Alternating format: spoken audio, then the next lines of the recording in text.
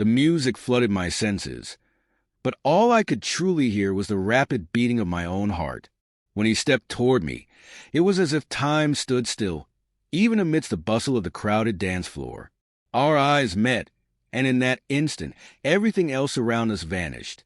My husband, engrossed at the bar with his conversation, remained oblivious to the silent storm unfolding between us, at the very core of the room.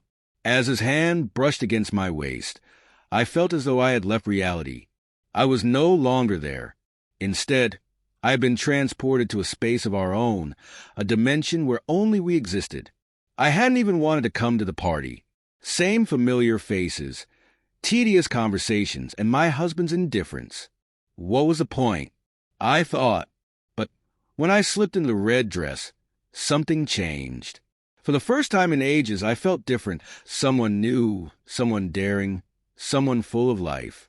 When we arrived, my husband briefly held my hand, but it wasn't out of love. It was routine. He quickly drifted away into his circle of friends, leaving me holding an empty champagne flute, standing on the edge of the dance floor. Then I saw him. The light seemed to follow his every movement, an enigmatic figure in a sleek black suit. His eyes locked with mine, sending a shiver racing down my spine. He approached me and, with a smile, extended his hand. "Shall we dance?" he asked. I couldn't bring myself to decline. As we moved together on the floor, the rest of the world seemed to disappear. His hands guided me, pulling me in closer with each step. My husband was somewhere in the background, but it no longer mattered. This moment, this connection, was mine. When the music came to an end, I expected him to pull away. But instead, he leaned in, his breath warm against my ear. "Let's step outside," he murmured. We walked onto the terrace, the cold night air wrapping itself around us, though it couldn't cool the fire that was burning between us. When his lips met mine, I knew there was no turning back.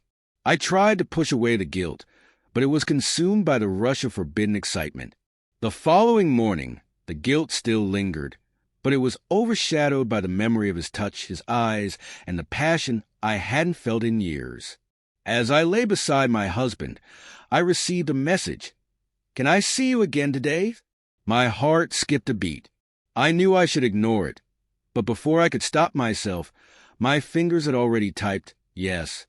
My husband, ever unaware, asked if I wanted to join him for breakfast, but I feigned a headache to avoid him. After he left, I lingered behind, gathering myself quickly before slipping out to meet the man who had consumed my every thought.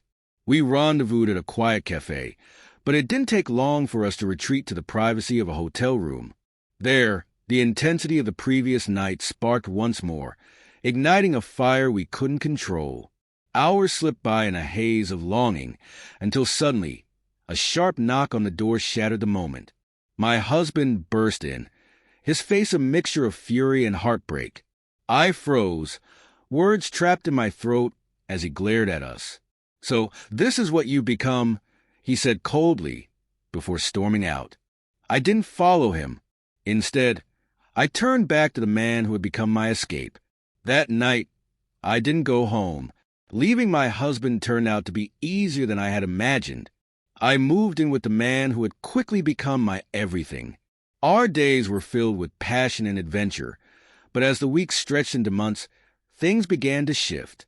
He started coming home later, his attention drifting. I noticed him checking his phone more often, hiding it when I was nearby. Then one day, I uncovered the truth. He had been seeing someone else. When I confronted him, he didn't deny it. "It's complicated," he said, his voice cold and distant, lacking the tenderness I had once known. "You need to understand." And just like that, he was gone. I was left standing in the ruins of the life I had built around him. I had given up everything, my marriage, my stability, my sense of self, for a man who now saw me as little more than a fleeting distraction. Now, as I sit alone in an empty apartment, the silence feels deafening. I thought I had found freedom, but all I found was loneliness. The passion that once consumed me had burned out, leaving nothing but ashes. The days following his departure were a blur. I would wake up in the apartment we once shared, the scent of his cologne faintly clinging to the pillows, a cruel reminder of everything I had lost. At first, I convinced myself it was just a phase, that he would return, that he had to. But as the weeks passed, reality set in. He was gone, and I was truly alone. Meanwhile, my husband had moved on. I saw glimpses of his new life on social media. Smiling photos with friends, business events, and even a new woman by his side.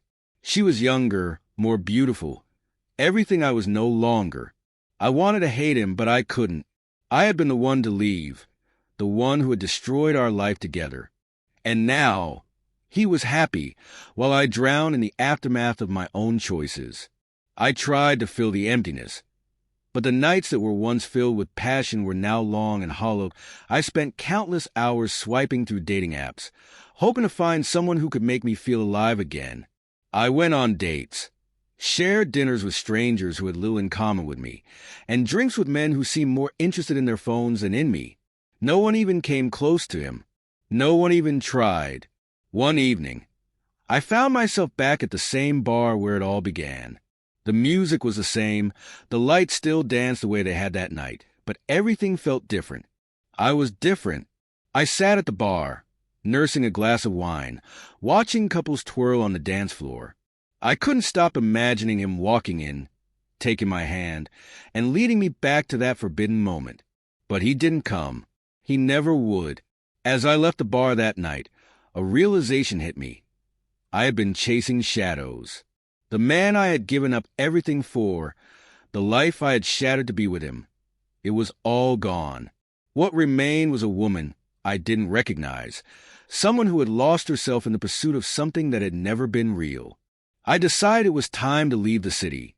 I packed up the fragments of my life and moved to a quiet coastal town where no one knew my name or my story.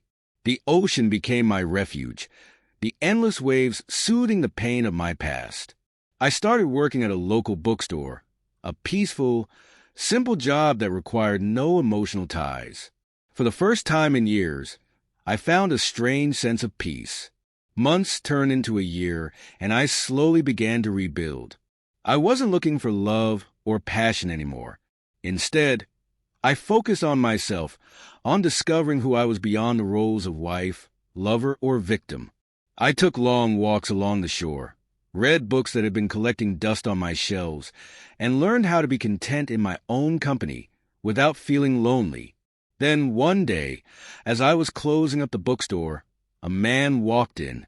He wasn't striking or enigmatic like the one who had torn my world apart, but there was something in his eyes, something kind, that caught me off guard. He asked for a book recommendation, and we ended up talking for hours. His laugh was warm, his presence soothing.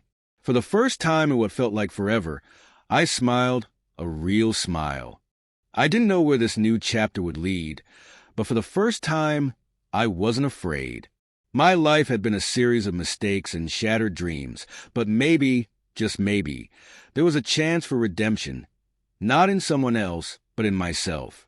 I wasn't chasing shadows anymore. I was finally learning how to live again,